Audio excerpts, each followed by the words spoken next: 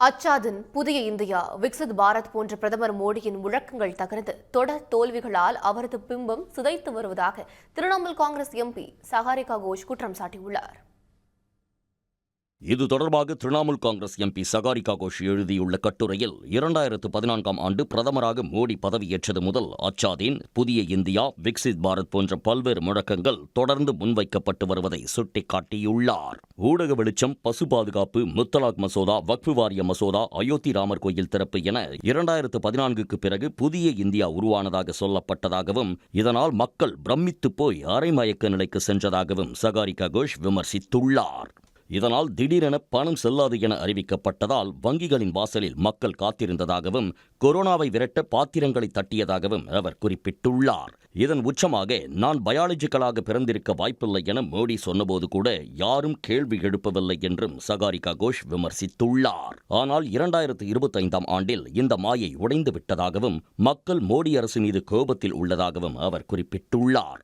மாசு மேலாண்மை இல்லாமை, விமான போக்குவரத்து குழப்பம், மாநிலங்களில் நிர்வாக சீர்குலைவு, பாஜகவின் உயர்மட்ட ஊழல்கள், பொருளாதார மந்தநிலை, கோடிக்கணக்கான மக்களின் இன்னல்கள் ஆகியவை மோடியின் அச்சேதின் மாயையை தகர்த்துள்ளதாக அவர் தெரிவித்துள்ளார். 4500 விமானங்கள் ரத்து செய்யப்பட்டு லட்சக்கணக்கான பயணிகள் அவதிப்பட்டதற்கு மோடி அரசே பொறுப்பு என்று குற்றம் சாட்டியுள்ள அவர் காற்று மாசை கட்டுப்படுத்தவும் மோடி அரசு தவறிவிட்டதாகவும் புகார் தெரிவித்துள்ளார்.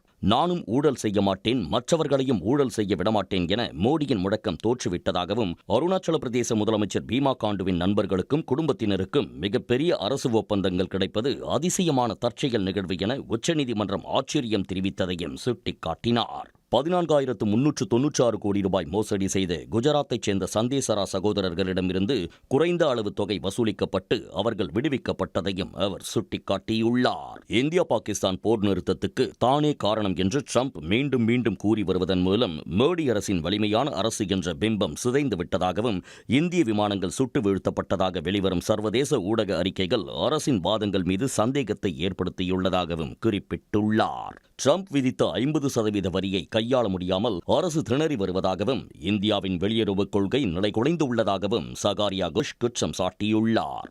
பாஜகவின் தேர்தல் வெற்றிகள் இயல்பானதாக தெரியவில்லை என்றும் பீகாரில் வாக்காளர்களுக்கு வெளிப்படையாகவே பணம் விநியோகிக்கப்பட்டதாகவும் இலவசங்களுக்கு எதிராக முழங்கி வந்த மோடி தற்போது இலவசங்களை நம்பியே தேர்தல்களை எதிர்கொள்வதாகவும் அவர் விமர்சித்துள்ளார். எல்லாவற்றையும் மாற்றுவோம் என கூறிய மோடி அரசு திட்டங்களின் பெயர்களை மாற்றுவதில் மட்டுமே குறியாக உள்ளதாகவும் மோடியின் வளர்ச்சி என்ற முகமூடி கடன்று மோடி மேஜிக் தோற்று அச்சாதின் மாயை தகர்ந்துள்ளதாக சகாரிகா கோஷ் தெரிவித்துள்ளார். உடனுக்குடன் செய்திகளை தெரிந்து கொள்ள சன் நியூஸ் பெல் ஐகானை கிளிக் பண்ணுங்க.